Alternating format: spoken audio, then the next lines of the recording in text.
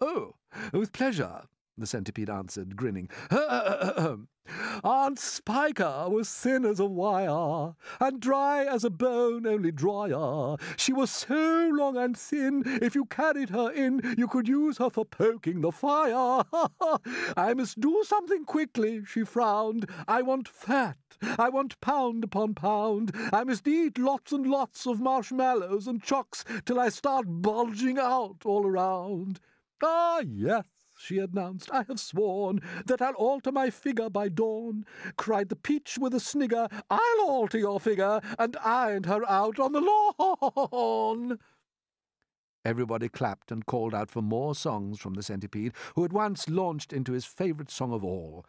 "Once upon a time, when pigs were swine, and monkeys chewed tobacco, and hens took snuff to make themselves tough, and the ducks said quack, quack, quacko, and porcupines drank fiery wines, and goats ate tapioca, and old Mother Hubbard got stuck in the "Look out, centipede!" cried James. "Look out!" The centipede, who'd begun dancing wildly around the deck during this song, had suddenly gone too close to the downward curving edge of the peach, and for 3 awful seconds he had stood teetering on the brink, swinging his legs frantically in circles in an effort to stop himself from falling over backward into space. But before anyone could reach him, down he went. He gave a shriek of terror as he fell, and the others, rushing to the side and peering over, saw his poor long body tumbling over and over through the air, getting smaller and smaller until it was out of sight. "Silkworm!" yelled James. "Quick, start spinning!" The silkworm sighed, for she was still very tired from spinning all that silk for the seagulls, but she did as she was told. "I'm going down after him!" cried James, grabbing the silk string as it started coming out of the silkworm and tying the end of it round his waist. "The rest of you, hold on to Silkworm so I don't pull her over with me, and later on, if you feel 3 tugs on the string, start hauling me up again." He jumped, and he went tumbling down after the centipede, down, down, down towards the sea below, and you can imagine how quickly the silkworm had to spin to keep up with the speed of his fall.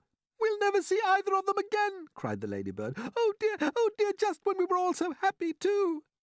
Miss Spider, the glowworm, and the ladybird all began to cry. So did the earthworm. "I don't care a bit about the centipede," the earthworm sobbed, "but I really did love that little boy." Very softly, the old green grasshopper started to play the funeral march on his violin, and by the time he had finished, everyone, including himself, was in a flood of tears. Suddenly, there came 3 sharp tugs on the rope. "Pull!" shouted the old green grasshopper. "Everyone get behind me and pull!" There was about a mile of string to be hauled in, but they all worked like mad, and in the end, over the side of the peach, there appeared a dripping wet James with a dripping wet centipede clinging to him tightly with all 42 of his legs. "Ah, he saved me!" gasped the centipede. "He swam around in the middle of the Atlantic Ocean until he found me." "My dear boy," the old green grasshopper said, patting James on the back, "I do congratulate you." "My boots!" cried the centipede. "Just look at my precious boots! They're ruined by the water."